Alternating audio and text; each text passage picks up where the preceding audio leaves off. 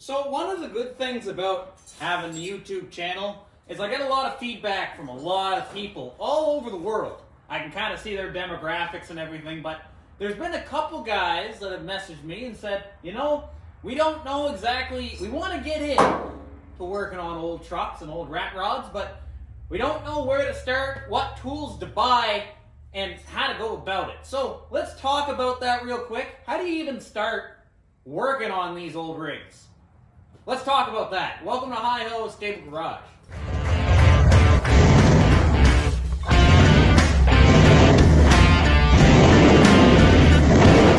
So let's talk qualifications for a quick second.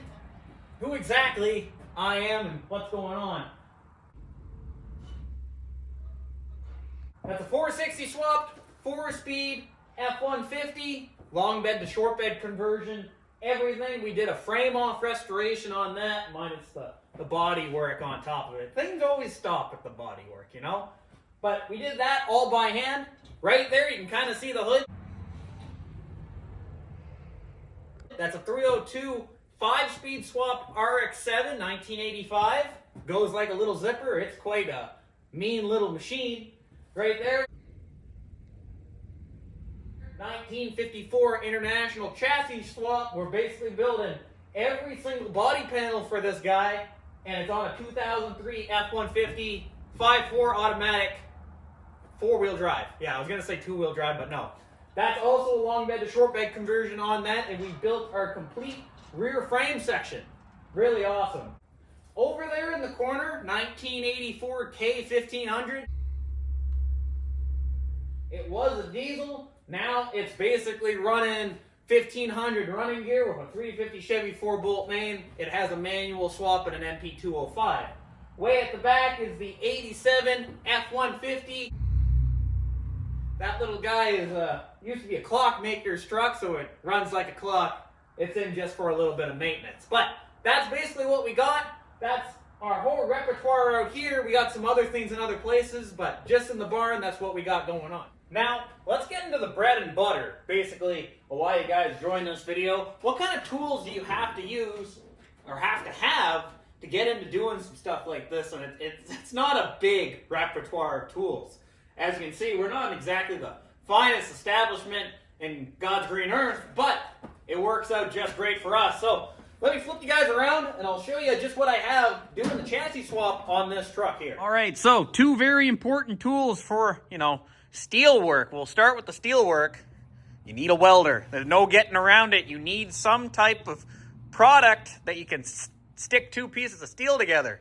In this case, this is a Hobart Handler 100. It's a 110 volt flux core welder. I'm running 0.35 wire through it, and that's about it, really. Flux core welding gets a bad rap in the industry, mainly because it splatters everywhere. It kind of creates a little bit of a mess. It's not the prettiest welds in the world, but especially for rat rod type trucks, it actually works out pretty good. And guess what, fellas? A 110 welder is all what you need for doing body work. Now, if you're getting into really, really fancy stuff, a MIG welder with like 0.23 or smaller solid core wire with shielding gas, you can't beat that. We're not comparing apples to oranges. But entry level, that welder right there is 500 CAD. I don't know what that is in US, but it might be like 20 bucks. I don't know, a Subway sandwich, or I think there's Tim Hortons in the States now, but a Tim Hortons iced coffee, it's not a lot of money, CAD to US. So buying a welder like that gets you in the door completely. That welder right there can go all the way down to 0.30 for welding wire, and that's the flux core welding wire. You don't need gas. You don't need a gas certificate, none of that, because it's all incorporated into the same machine. On that right there machine, I can weld up to a 1/4-inch plate. You just have to know how to bevel it, and sometimes you have to do a couple passes, a root pass, that kind of stuff. More stuff into welding itself, but the machine will do it. So you can do almost all your work at home. You don't have to outsource anything once you're bringing up your skill. But the 110 machine, it will be fine for you. Trust me on that. Next, bread and butter tool for steel work. You gotta have a 5-inch or a 4.5-inch angle grinder. There's no getting around that. Maybe even 4 or 5 of those little guys. But One will get you in the door. Trust me on that. Once you get used to a 4.5 to 5 inch angle grinder, you can pretty much cut anything or anything anywhere. These machines, you can't beat them. The welder and the 5 inch or 4.5 inch angle grinder are your bread and butter tools when it comes to sheet metal fabrication. That does your cutting butts. That's let you cut pieces, any size, any piece. There's better tools for the job, yes.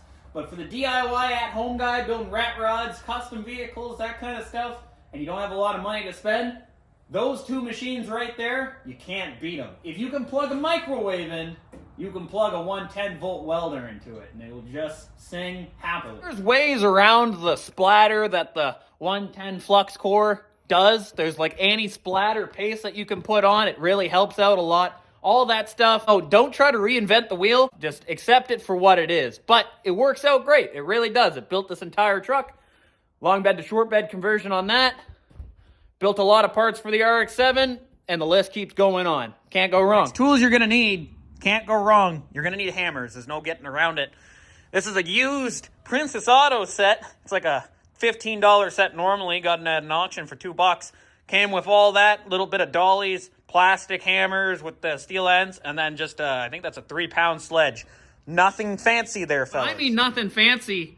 All the curve work on this truck has been done with those little sheet metal hammers, the big sledge, and a 6x6 pine block. Let me show you guys. It's my collection of 6x6, but the examples there, I think it's that one actually. That little guy right there, he does most of the sheet metal work on that. When you hammer it, especially with the round peen sign on the hammer, it will add a divot, and you'll just keep singing along, and it will eventually round the entire thing. It's not the most precise thing in the world, but let me show you guys what it's done so far. That peen and the 6x6 pine block has built these. Let me show you. We had to completely rebuild this front end. We only had this little grill section, right where my finger's tracing, not the bottom section, none of that.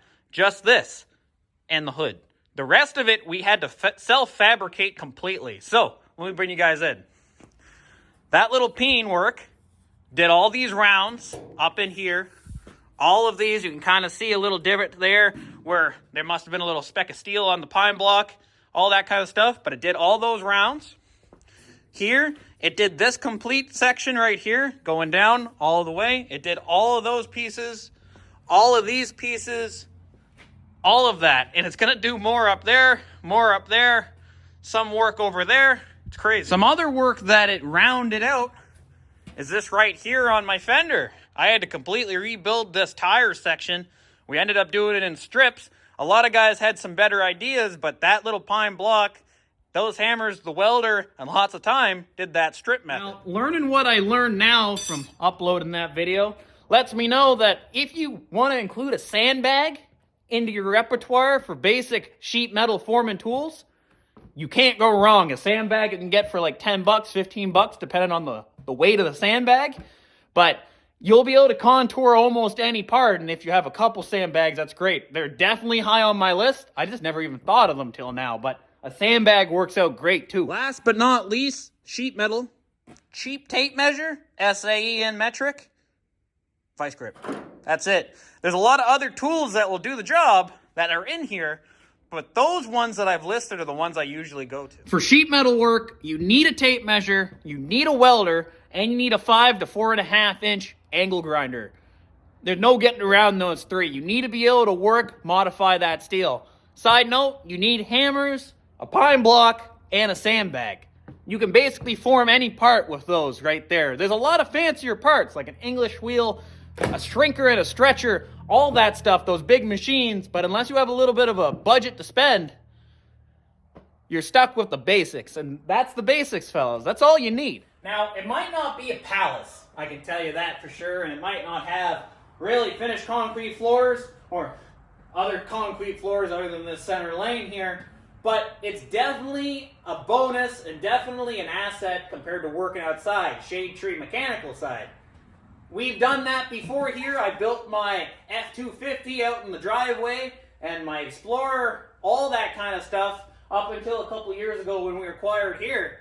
Everything was outside, but that never stopped us. But we still had the exact same basic shape and tools. And Our work back then wasn't like our work now, I can tell you that for sure. But it takes practice. Now, some of the best advice I had growing up as a kid is, if you're gonna do something, just start doing it. If you don't do it, it will never get done. But by the time you're halfway done, you're halfway there already. You know what that means? That basically means the best course of action is just to start. Because it's like Sidney Crosby once said, hockey guy, you miss every shot that you don't take. It's kind of the same way as this. If you feel like you want to start working on old rat rods or building cars or just start tinkering with your own stuff, doing some general fabrication, you got to start somewhere. And that somewhere is different for everyone. But this is basic sheet metal, guys. It's not that bad. If you know how to run a tape measure, if you know how to cut with an angle grinder, you'll learn the machine. You'll learn the welder. That's not a big deal. Just take seat time, that's all. Now, I hope you guys enjoyed this video, me talking about sheet metal fab, that kind of stuff. If you got any more questions, let me know, and I'll be happy to answer them. I'll catch you guys in the next one really, really soon. All right, see ya.